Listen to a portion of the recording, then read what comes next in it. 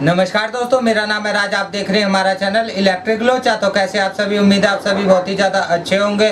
तो आज आप देख सकते हैं कि हमारे पास ये डाइकिन का पीसीबी है साथियों, इंडोर का इन्वर्टर एसी का है।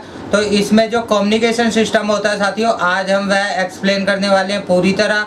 यह हमने उसका डायग्राम बना रखा है और साथियों इसके बारे में जितनी भी कम्युनिकेशन एरर से जुड़ी हुई बातें होती हैं वह सभी आज हम इस वीडियो में बताएंगे। तो साथियों शुरू करते हैं। तो दोस्तों जैसा कि आप देख सकते हैं, हमने सर्किट यहाँ पर ले लिया है और आप देख सकते हैं कि यह इसका कम्युनिकेशन सर्किट है। तो इसमें आप देख सकते हैं साथियों, दो कपलर आईसी लगी हुई है, दो रेजिस्टेंस लगी हुई है और छोटी रेजिस्टेंस इसमें 4 लगी हुई है। तो साथियों इस वाले सर्किट को हमने यहाँ बना रखा है। तो आप देख सकते हैं साथियों, यहाँ पर हमने इस सर्किट को बना रखा है। तो इस वाले सर्किट को हम एक्सप्लेन करेंगे इसकी मदद से, डायग्राम की मदद से। और साथियों एक और चीज कम्युनिकेशन के लिए चाहिए, वह है यह। यहाँ आप देख सकते हैं कि यहाँ पर एक और कपलर आईसी लगी हुई है और एक रेजिस्टेंस भी लगी हुई है। तो इसके बारे में भी हम आपको बताएंगे कि यह क्यों है और यह बहुत ही जरूरी है साथियों कम्युनिकेशन कराने के लिए। तो साथियों इसको अब हम हटा देते हैं पीसीबी को और इसके बाद हम देखते हैं इस सर्किट डायग्राम की बात करते हैं तो कि इसमें यह कैसे काम करता है। तो साथियों हम इस तरफ से शुरू करेंगे, लो वोल्टेज से। इस तरफ आप देख सकते हैं कि हाई वोल्टेज है। तो सबसे पहले हम थोड़ा सा इसके बारे में बताना चाहेंगे। तो साथियों पीसीबी में आप जानते हैं 5 वोल्ट तो चाहिए ही माइक्रो कंट्रोलर को चलने के लिए, और साथ ही में इसमें 12 वोल्ट का भी इस्तेमाल किया हुआ है, आप देख सकते हैं। तो इसका मतलब यह है साथियों कि पूरी वोल्टेज कंप्लीट होनी चाहिए। 12 वोल्ट का इसको चलाने में कहाँ इस्तेमाल होता है साथियों, 12 वोल्ट का आप देख सकते हैं यहाँ जो स्विंग की मोटर चलती है वहाँ इसका इस्तेमाल होता है 12 वोल्ट का। और इन्होंने जो है कम्युनिकेशन में भी 12 वोल्ट का इस्तेमाल कर रखा है, जबकि यहाँ जरूरी नहीं था साथियों, 5 वोल्ट पर इसको भी चला सकते थे। तो अब साथियों हम बताएंगे इंडोर आउटडोर को ऑन करने की कमांड देगा तो वो कहाँ से देगा। तो यहाँ आप देख सकते हैं कि हमने एरो बना रखे हैं। तो यहाँ से साथियों सिग्नल जाएंगे और यहाँ से सिग्नल वापस आएंगे, जो रिटर्न आएगी वो यहाँ से आएगी, आउटडोर से भी और इससे भी। तो साथियों सबसे पहले इसी की बात कर लेते हैं हम। तो यहाँ आप देख सकते हैं कि यह ऑप्टो कपलर जो है, तो यह ट्रैक ड्राइवर आप देख सकते हैं, यह एसी वोल्टेज पर काम करेगा। तो जब यहाँ से साथियों पल्स आएगी तो आप देख सकते हैं कि यह कनेक्ट हो जाएंगी दोनों पिने, और जो ये एसी वोल्टेज है, फेस है जो हमारा, वो यहाँ से जाकर के यहाँ आ जाएगा। और यहाँ से साथियों आप देख सकते हैं कि यहाँ से ये रेजिस्टेंस से होता हुआ और यहाँ कम्युनिकेशन की पिन पर चला जाएगा। आउटडोर से साथियों कोई भी कम्युनिकेशन कोड आएगा तो वो सबसे पहले यहाँ आएगा। यहाँ आने के बाद साथियों वो यहाँ भी जाएगा, लेकिन यहाँ कुछ नहीं करेगा क्योंकि ये बंद होगा उस समय। तो वो साथियों यहाँ 56K की रेजिस्टेंस से होता हुआ इस आईसी को ऑपरेट करेगा। तो साथियों आप देख सकते हैं कि यह जो ऑप्टो कपलर है ये एसी वोल्टेज कंफर्टेबल है, क्योंकि यहाँ ड्यूल एलईडी इनपुट में लगी हुई है जो रिवर्स और फॉरवर्ड दोनों तरह की वोल्टेज पर काम करेगी। तो साथियों जब यहाँ सिग्नल आएंगे तो यहाँ से पल्स निकलेगी और यहाँ से बाहर चली जाएगी, आप देख सकते हैं। तो इनकमिंग सिग्नल को साथियों इन्होंने कैसे मेंटेन किया है कि यहाँ पॉजिटिव से भी एक 10K की रेजिस्टेंस लगाई है और नेगेटिव से भी एक 10K की रेजिस्टेंस लगाई है, और साथियों यहाँ से आउटपुट दे दी है। यानी कि यह ऑप्टो कपलर जब काम करेगा जब आउटडोर से कोई सिग्नल रिसीव होगा, और यह ऑप्टो कपलर जब काम करेगा जब इंडोर से कोई भी सिग्नल आउटडोर के लिए जाएगा।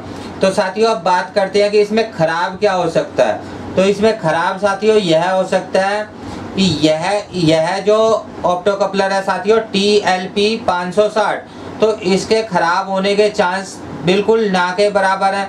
खराब हो भी सकता है लेकिन बिल्कुल ना के बराबर चांस है। तो साथियों लेकिन खराब हो सकता है, इसके कम चांस है। इसके साथियों खराब होने के ज्यादा चांस है। वैसे दोनों के ही चांस है, दोनों की ही बात कर लेते हैं हम कि क्या होगा।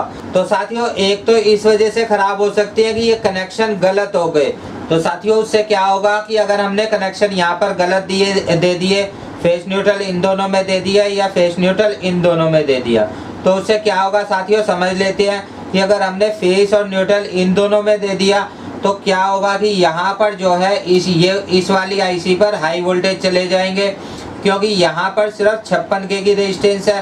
तो 56K की वजह से यहाँ कुछ वोल्टेज ज़्यादा हो जाएंगे और यह हमारी कपलर आईसी ख़राब हो जाएगी जो 2505 है। तो साथियों यह ख़राब हो सकती है। इस कंडीशन में यह रेजिस्टेंस देखिए आप हाफ वाट लगा रखी है, तो रेजिस्टेंस के कम चांस है, तो यह आईसी ज़्यादा ख़राब होने के चांस है इस कंडीशन में साथियों।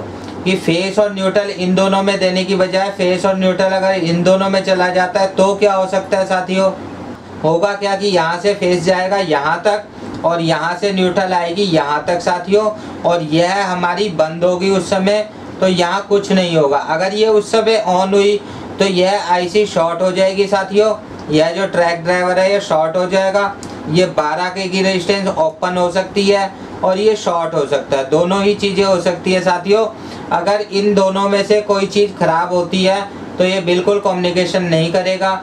यहाँ पर साथियों आप देख सकते हैं कि 10K की रेजिस्टेंस है, वोल्टेज हमारे पास सिर्फ 5 है, तो इन दोनों रेजिस्टेंसों के खराब होने के बहुत ही ज़्यादा कम चांस है साथियों। यह आप देख सकते हैं 100 ओम और 102 का कैपेसिटर लगा रखा है, 220 वोल्ट का साथियों एसी कैपेसिटर है ये।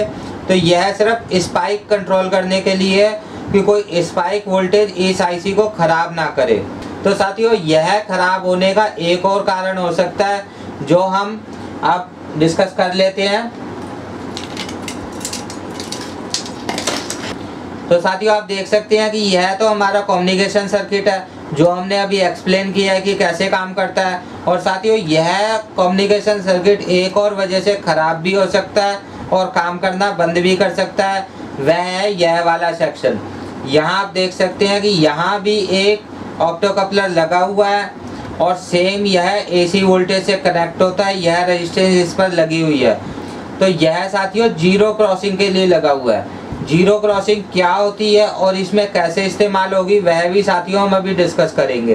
पहले इस वाले सर्किट को भी समझ लेते हैं। तो यह आप देख सकते हैं साथियों, ये वो सर्किट है साथियों जो यहाँ बना हुआ है। आप देख सकते हैं यहाँ पर जो बना हुआ है यह वो सर्किट है।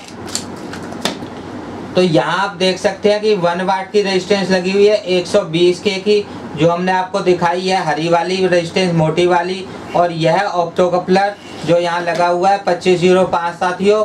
तो इसके कनेक्शन कुछ इस तरह से होते हैं साथियों कि यहाँ पर जो है ये सीधी न्यूट्रल आ जाएगी और यहाँ पर साथियों फेस आ जाएगा।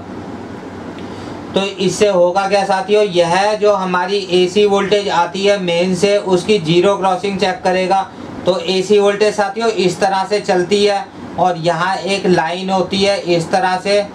तो जब यहाँ वोल्टेज जीरो होती है हमारी एसी वोल्टेज में, जिस समय वोल्टेज जीरो होती है और उसी को यह डिटेक्ट करता है साथियों, तो इसको बोलते हैं जीरो क्रॉसिंग डिटेक्शन।